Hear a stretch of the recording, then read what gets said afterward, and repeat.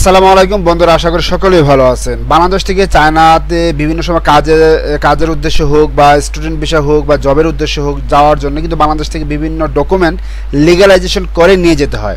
তো এই লিগ্যালাইজেশন করার টোটাল প্রসেসটা কি সেটা নিয়ে আমার অলরেডি পূর্বে একটি ভিডিও দেওয়া আছে। তারপরেও আপনাদের কিছু কিছু জায়গা বুঝতে সমস্যা হয়েছিল, যে কারণে আমার আজকে আবার ভিডিও তৈরি করা।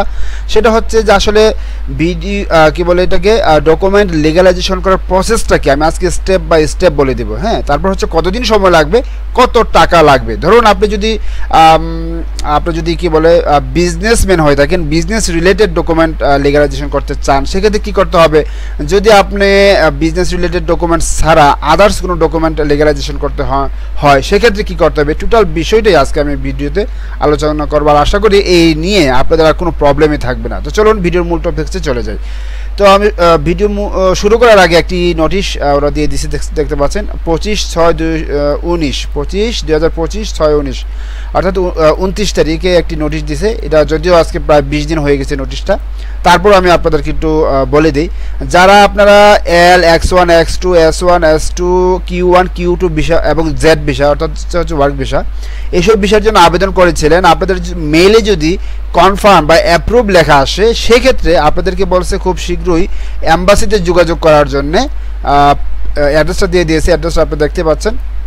বলছে অ্যাড্রেসটা অ্যাম্বাসিতে যোগাযোগ করার জন্য, ইন্টারভিউ দেওয়ার জন্য। ওকে, এখন ইন্টারভিউ দেওয়ার জন্য কিন্তু আপনাদেরকে অবশ্যই একটি ল্যাপটপ সাথে নিয়ে যেতে হবে, ঠিক আছে।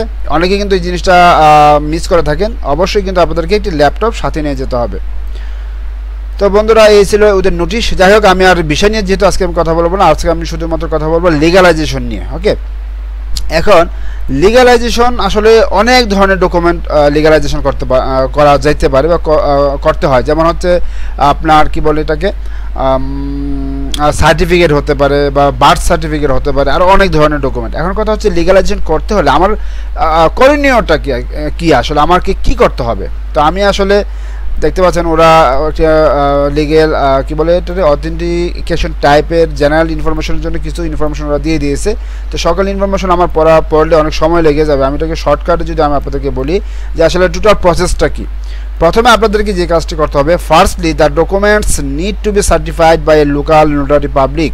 অর্থাৎ প্রথম যে কাজটি, যেই ডকুমেন্ট আপনারা লিগ্যালাইজেশন করবেন সেই ডকুমেন্টটাকে আপনি দুই সেট করবেন, এক সেট ফটোকপি, এক সেট অরিজিনাল। এই দুই সেটই আপনারা কী করবেন, নোটারি অফিস থেকে নোটারি করে নেবেন, পাবলিক নোটারি করে নেবেন, ঠিক আছে। অরটা আমাদের পড়ার দরকার নেই। সেকেন্ড স্টেপ, প্রথম স্টেপে কী করলাম, আমাদের অরিজিনাল এবং ফটোকপিগুলো নোটারি করে নিলাম। সেকেন্ড স্টেপে কি, second step, you need to go to legalization office of the ministry of foreign affairs. বাংলাদেশের যে পররাষ্ট্র মন্ত্রণালয় আছে সেখান থেকে এই নোটারি করা এবং ফটোকপি এই দুই সেট নিয়ে যাবেন। সেখান থেকে আবার এগুলোকে কী করতে হবে, সত্যায়িত করতে হবে। প্রথম স্টেপে নোটারি করতে হবে, দ্বিতীয় স্টেপে আপনাদেরকে সত্যায়িত করতে হবে। এবং তৃতীয় step, thirdly submit the documents two China visa application centre. এটা কোথায়, এটা কিন্তু বনানীতে অবস্থিত। আপনারা কিন্তু এই জিনিসটা অনেকেই ভুল করে থাকেন, এই ডকুমেন্ট নিয়ে আপনারা অ্যাম্বাসিতে চলে যান, যে অ্যাম্বাসিতে যাওয়া যাবে না, বলছে ভিসা অ্যাপ্লিকেশন সেন্টারে আপনাদেরকে সাবমিট করতে হবে, এটা বনানীতে অবস্থিত, ঠিক আছে। এবং আচ্ছা, এটাই হচ্ছে মেন, এখানে কিন্তু আর কোনো কাজ নেই, আপনাদেরকে এই তিনটি কাজই করতে হবে। এখন কথা হচ্ছে যে এই লিগ্যালাইজেশন করার জন্য কি কি লাগে। আপনারা যে চায়না ভিসা সেন্টার থেকে লিগ্যালাইজেশন করবেন সেই জন্য আপনাদেরকে কি কি ডকুমেন্ট লাগবে ওরা কিন্তু এখানে দিয়ে দিছে, ডকুমেন্টস রিকোয়ার্ড ফর অথেন্টিকেশন। যাই হোক, প্রথমে বলছে one fully completed consular legalization form. একটি ফর্ম আপনাদেরকে ফিল আপ করতে হবে। এই ফর্মটি কোথায় পাবেন সেটা আমি ভিডিও শেষে দেখিয়ে দেবো। একটি ফর্ম সুন্দরভাবে ফিল আপ করতে হবে, কোনো ভুল করা যাবে না। The original and photocopy of the document to be authenticated. দেখছেন আমি যে প্রথম বলেছিলাম যে একটি অরিজিনাল সেট লাগবে, একটি ফটোকপি লাগবে। এই দুই সেট আপনাদেরকে দিতে হবে, জমা দিতে হবে লিগ্যালাইজেশন করার জন্য। The original of the applicant's passport and a photocopy of the photo বা information page of the passport বা এনি ভ্যালিডিটি আইডি। অর্থাৎ হচ্ছে যে আপনার একটি অরিজিনাল লাগবে, পাসপোর্টের ফটোকপি লাগবে, তারপর হচ্ছে একটি অরিজিনাল পাসপোর্ট কপি লাগবে, তারপর হচ্ছে আদার্স যদি কোনো ভ্যালিড আইডি থাকে যেমন এনআইডি জমা দিতে হবে। If an application has instructed someone else to submit, যদি আপনার পরিবর্তে অন্য কেউ সাবমিট করতে আসে সেক্ষেত্রে আপনার এবং তার দুজনের এনআইডি কার্ড লাগবে। আর সবচেয়ে ভালো হয় যদি আপনি প্রত্যয়নপত্র দিয়ে দেন, এটা আরও ভালো হয়। If the documents is a business licence, যদি আপনার বিজনেস লাইসেন্স বা কী বলে আপনার বিজনেস রিলেটেড ডকুমেন্ট দিয়ে লিগালাইজেশন করতে হয়, সেক্ষেত্রে কী লাগবে? সেক্ষেত্রে আপনার প্রতিষ্ঠানের কী বলে এটাকে, বিজনেস লাইসেন্স মানে হচ্ছে প্রতিষ্ঠানের ট্রেড লাইসেন্স, হ্যাঁ, প্রতিষ্ঠানের ট্রেড লাইসেন্সের কপি লাগবে, অরিজিনাল কপি লাগবে, তারপর ফটোকপি লাগবে, তারপর হচ্ছে যে বিজনেসের পক্ষে এই অফিসে যাবে তার একটি প্রত্যয়নপত্র লাগবে। যদি আপনি মালিক পক্ষ লিগালাইজেশন করতে চান সেক্ষেত্রে তো ওকে ফাইন, আপনি এনআইডি কার্ড দিলে হবে। যদি আপনার পরিবর্তে অন্য কেউ লিগ্যাল রিপ্রেজেন্টেটিভ যায় সেক্ষেত্রে কিন্তু আপনার একটি প্রত্যয়নপত্র লাগবে কোম্পানি থেকে, এনওসি লাগবে, যে এনওসি বা কী বলেন এটাকে, প্রত্যয়নপত্র লাগবে যে আপনাদের কোম্পানির পক্ষ থেকে তাকে পাঠানো হয়েছে লিগালাইজেশন করার জন্য। বন্ধুরা এই ডকুমেন্টগুলো লাগবে। ডকুমেন্টগুলো কোথায় পাবেন?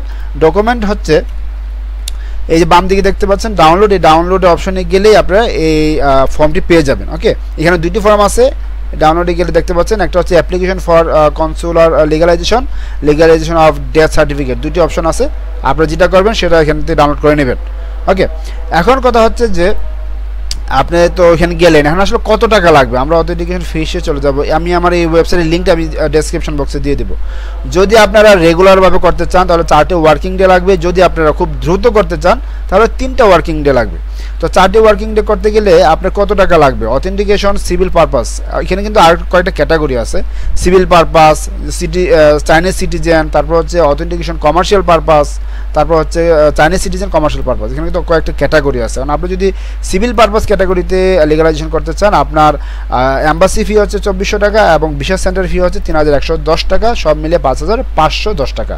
আর যদি এক্সপ্রেস করতে চান তাহলে লাগবে 11810 টাকা। এটা হচ্ছে আপনার সিভিল পারপাস। এখন কথা হচ্ছে যে সিভিল পারপাসে কী কী ডকুমেন্ট আপনাদেরকে লিগালাইজেশন করতে পারবেন বা কী কী ডকুমেন্ট লিগালাইজেশন করে সিভিল পারপাস। এখন এই ক্যাটাগরিটা যদি আমরা জানতে চাই, আমরা এই অপশনে চলে যাব, civil documents certified in China, আমরা এটাতে ক্লিক করলে দেখা যাবে যে আসলে সিভিল পারপাস মানে কী কী ডকুমেন্ট। বার্থ সার্টিফিকেট, এগুলো civil purpose, academic degree certificate, death certificate, marital status certificate, এই যে সার্টিফিকেটগুলো দেখতে পাচ্ছেন এই সবগুলোকে বলা হয় সিভিল পারপাস ডকুমেন্ট লিগালাইজেশন। ঠিক আছে, তো বন্ধুরা আমি আশা করব যে আজকের ভিডিও দেখার পর আপনাদের আর কোনো প্রবলেম থাকবে না। তারপরেও যদি কোনো প্রবলেম থাকে তাহলে অবশ্যই আমাকে কমেন্টে জানাবেন। সো ধন্যবাদ সবাইকে, ভালো থাকবেন, সুস্থ থাকবেন।